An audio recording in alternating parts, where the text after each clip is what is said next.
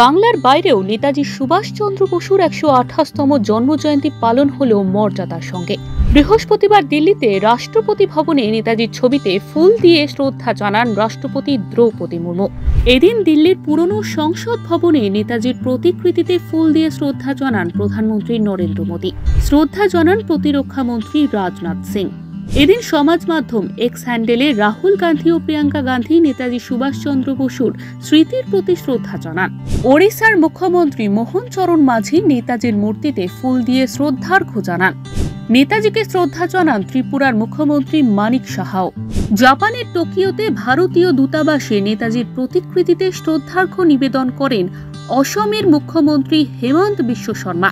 উত্তরপ্রদেশের মুখ্যমন্ত্রী যোগী আদিত্যনাথও বৃহস্পতিবার সকালে নেতাজির প্রতিকৃতিতে শ্রদ্ধা জানান।